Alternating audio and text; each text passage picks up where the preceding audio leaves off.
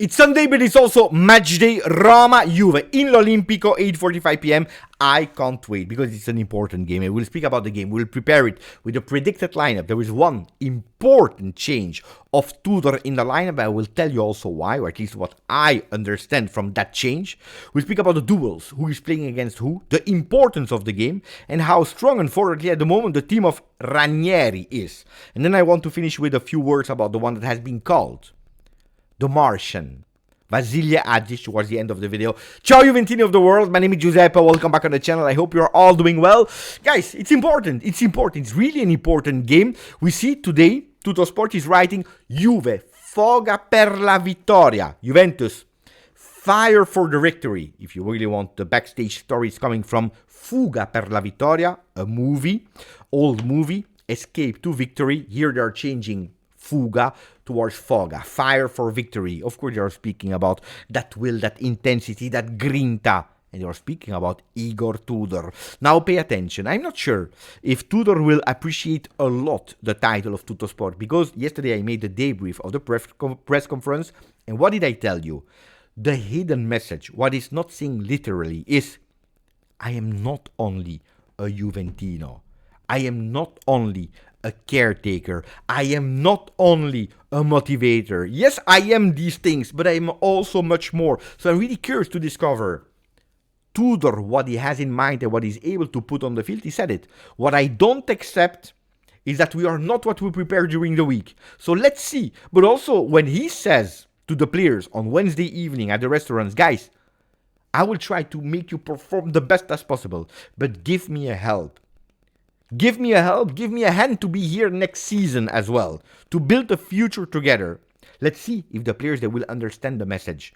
Because it's too easy to always blame one man, the coach. We did the mistake with Allegri, we did a mistake with Thiago. Both of them are not there anymore. Of course, they had a lot of things to be blamed at, but not only them. So now I would love to see, and I already said it, not that much Tudor, but I also want to see the players, make them accountable. Did they understand the message? Yes or no? What they will put on the field today will be extremely important, much more than what we saw against Genoa. And of course, he needs the men. And who will be these men? 11 players with one important tactical change. Di Gregorio is there in the goal. We know Perin, slightly muscular injury, traveled with the team. Super important to show that he's there, that he's next to the team, but he will not be able to participate to the game. Hopefully we don't need it. Kalulu, Veiga and Kelly, we knew it. Of course, we could have thought, oh, Gatti is not there, Bremer is not there, Cabal is not there. Let's go maybe towards a four-man defense again, so that we are using our left and right back instead of, Tudor said we go and we continue with the three-man. Three-man defense, Kalulu, Veiga, Kelly, but pay attention because I'm changing something, and that's probably why we have that huge, big tactical change. Weah instead of NICO Gonzalez. NICO Gonzalez will play a bit more higher. We'll come back on him. But Weah there on the right. McKennie, wing back on the left. Locatelli, Thuram in the center of the midfield. NICO Gonzalez and Yildiz behind the striker, Dusan Vlahovic. These are the 11 men. Why is he playing Weah there? And NICO Gonzalez instead of Koopmeiners. Of course, Koopmeiners was not performing. We knew it. We knew that he would not play today. So no Koopmeiners, NICO Gonzalez. That did really well against Genoa in that right back position. Right wing back position, did really well. He continues to receive the trust of the coach, but it is because he doesn't want today to go a lot of time with five-man defense. He doesn't want that we go towards Weah, McKennie, five-man defense with the three, but that we are shifting. Or it's Weah that is supporting Kalulu, or it's McKennie that is actually supporting Kelly. Players that can do it to receive a bit of balance, to create a bit of balance. Yesterday he said it in the press conference, pay attention, because it's not only attacking, it's not only defending, it's not only running and intensity. If you want to win, you need a complete team. You need everything. Stop with the labels. Offensive coach, defensive coach, cortomuso coach. No. It's everything. You need to be complete. And I think that without Federico Gatti, without a lot of options in defense, instead of changing with four men, he wants to semi-create that three men that is his idea, but easily can go towards a four-man defense.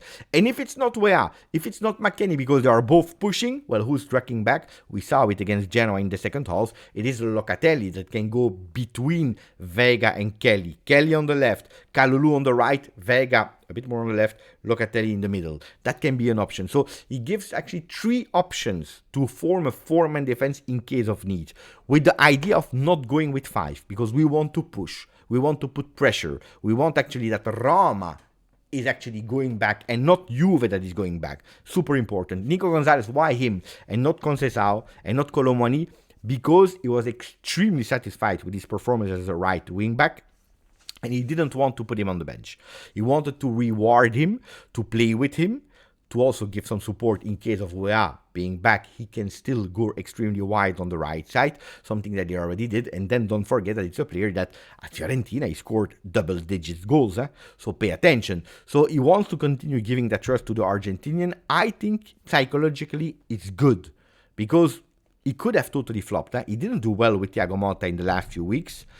He was doing immediate reaction with Tudor, so it's totally correct to reward him. You see it, Cope didn't do well with Thiago, didn't do well with the first game of Igor, he's on the bench. So I think that I agree with that lineup, a bit more prudent than against Genoa. We are playing away against a team that is in super form. They are missing just Dybala. That's the only man that they are missing. Dybala is out for the game of today, but for the rest, they have all their players. Yeah, Marini is not there and Abdulhamid, but Ranieri has all the choices in the world.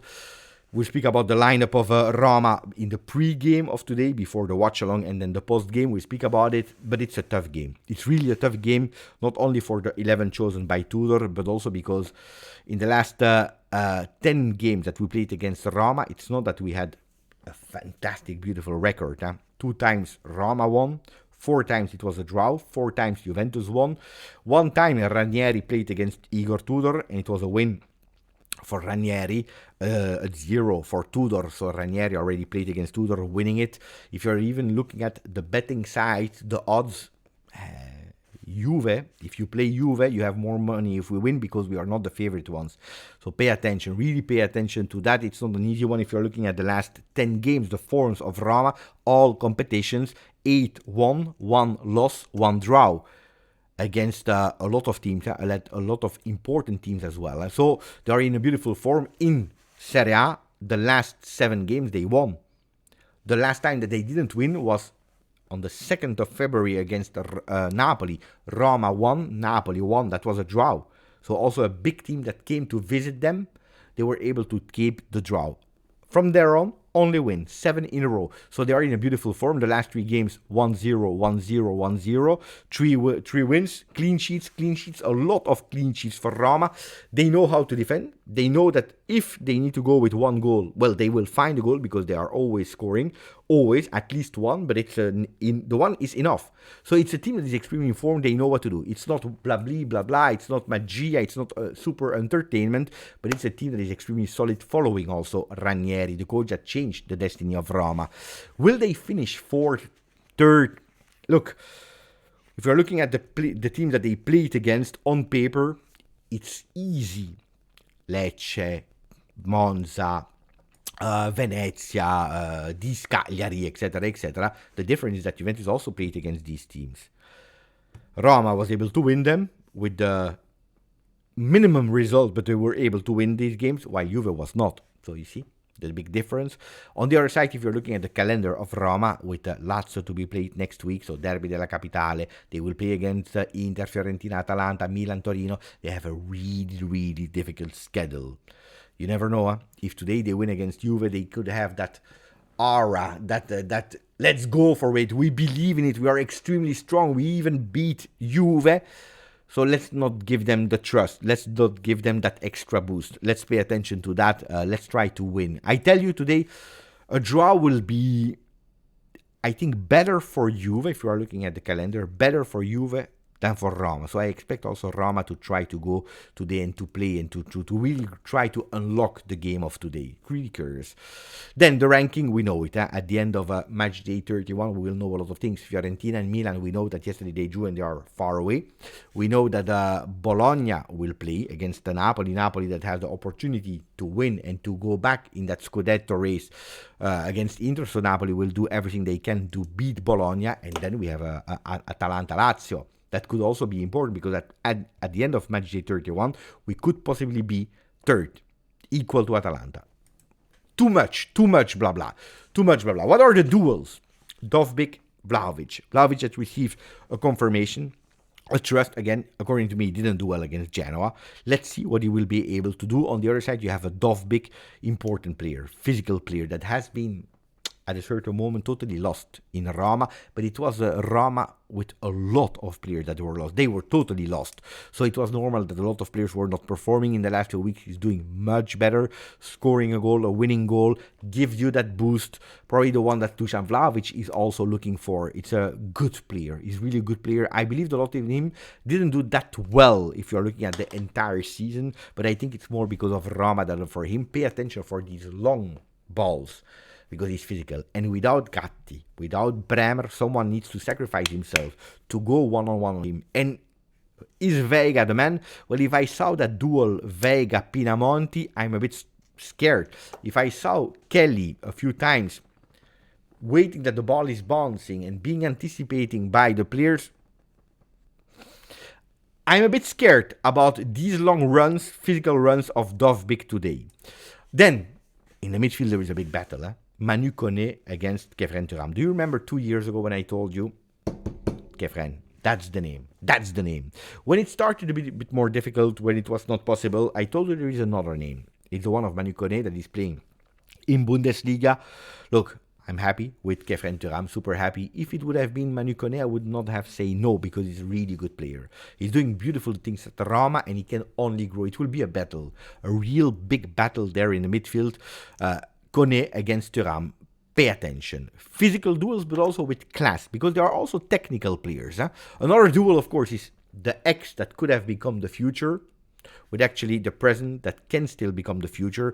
Matthias Sole against Kenan Yildiz. The one is a bit older, received a bit of chances, not that much at Juve. The other one is receiving a lot of chances. They will play both on the same side of the field, of course. Opposite, one will attack, the other one will attack, so we will not see a lot of duels between them. But of course, the magic of today of Roma Juve could go between these players. Sole, that wants to say, I don't need Dybala, and please don't put Baldanzi because I can bring you what you need, was totally lost also in that Roma Sole. But in the last few games, he's starting to receive the trust of Ranieri. On the other side, you have a Kenan Yildiz saying, oh, I was playing way too wide. Now with that freedom, I can do, and I already showed you against Genoa, and now I want to do it in L'Olimpico as well, in that stadium, giving again the 3 points to Juve. Another duel that we are not speaking a lot about is Villar against Di Gregorio, the two goalkeepers that reached 12 clean sheets, both 12 clean sheets for Villar, 12 clean sheets for the goalkeeper of Juve. Well, we know it, Roma, they won 1-0, 1-0, 1-0. It's also thanks to their goalkeeper. We are asking the same to Di Gregorio. So can a 0-0 be the end result of today? I didn't say anything. Anyway, let's finish the last chapter. Vasilije Adžić. I don't want to go with it's a phenomenal. I promise you it will be top 10 player in the world. The best player I ever seen in the world. Calma. He's an 18 years old Juventus player that has a double contract. The contract that is where it's written first team player, but also partially next gen player. Unfortunately, because of some injuries, he was not able to show in the beginning of the season after the beautiful, encouraging words of Thiago Motta that in his mind had probably to launch him, to give him a bit of minutes, especially when things were going well at Juve. Because you know it, when things are going well, you have more freedom to test. You win 3-0, you have a few minutes, play. Give some minutes to someone. It's much easier than it when it's 0-0, where it's only 1-0. When you are losing 1-0, it's much easier to test. A few injuries stopped him. He came back. He didn't find anymore that spot at Juve in first team. For what reason? Because Juventus was in a difficult moment. We had not the luxury anymore to try. But it's a player that I always spoke extremely well about. A player that I started to study December 2023 when we heard him visiting La Continassa, the training center. I started to study, to understand, to talk a bit. We have a lot of people from Montenegro that are following the channel. It's a player that I was extremely interested. I had the opportunity to meet him, to speak with him. Good player that I am extremely impressed about his belief, about his ambition, about himself being extremely objective. Is he doing well? He will tell you. Is he doing bad? He will tell you. But I believe I want to do. And yesterday the words of Tudor were absolutely not a coincidence. I didn't know him, he said. But 2-3 training sessions together, what I see, he wants. He wants to do. It's a guy that tough guy. He really showed something. It's an interesting player. Now, of course, next gen, where he needed to be. For what reason? Because Juventus, they said, don't loan him out. Put him there. We observe him. We see his growth. We see him developing, gaining minutes while he's making the difference. It's too easy. Yesterday, again, 2 goals. The first one at 24 minutes. Panenka. Courage. Bravery on a 0-0 at the 24th minute. Then that second goal, the 3-0. When that ball is coming, it's not even running. It's not even moving. Boom. He sees. Boom. Second post. Goal. 3-0. Look, today, Tuttosport is playing with the word Mazziano instead of Marziano. Why Mazziano? A-D-Z-I, Adzic. You know, this is what it is. Adzic, the future of Juve, is already at home. He has skills that are above average. Who is saying that? Not Beppe, not Tuttosport. The one that are saying it is Brambilla, the coach of Nexin, that is saying, look, after the win of Crotone yesterday, he spoke and he said Adzic has quality that is over the norm, over the average. He has plays that are different than normal players. Normal players, different qualities than normal players. He's a talent, but he needs to continue to grow, to improve. And what does he need to do better? Well, sacrificing a bit more, being a bit more suffering, helping in defensive phase, getting a bit more dirty. Then, about the qualities, nobody can put it in doubt. He's a player from a really high level. So, beautiful words from him. I told you already a lot of beautiful words. Savicevic. And guys, if you didn't have the opportunity to watch Savicevic, mamma mia, what did you miss? Because you will never see him in the top 10 players. You know, on FIFA, they will not speak a lot about it. But Dejan Savicevic, that played at Milan, unfortunately, was a magician of football. What a fantastic player. What a fantastic player. Well, yesterday he spoke to Tuttosport saying, look, Adzic, he must play as a starter in Serie A. Maybe not Atalanta, where there will be a lot of competition. If Juve, they cannot give him and promise him not Juve, but on loan to a team like Parma, for example, where it can become big, it's important. We saw it with Miretti. We saw with a lot of players that went on loan. Sule, how well he did with Frosinone, for example, but not with the next gen, not with Serie C. Look, I think that this season, especially after the injuries, etc., I think it was a really good choice for him to stay with us, to continue with us in Serie C, where he was gaining minutes, and you saw it. And the last 5 games, it's 5 goals. Between Next Gen and Montenegro under 19. It's 5 goals, 1 assist. He was hitting the bar. He was doing crazy. You see, gaining minutes, gaining confidence. The guy is delivering. So I don't know what the future will be of Adzic, but I think it will be a beautiful one. Keep calm, working, but I'm sure about that. About the human qualities, I'm totally sure about the player. Let's see. If we qualify extremely fast to the playoffs with the next gen, if Juventus is a bit more comfortable, faster than we are expecting, if we have a bit of minutes for next gen, for Adzic, sorry, with the first team. Anyway, that was the video. I hope you enjoyed it. Grazie, forza, Juve.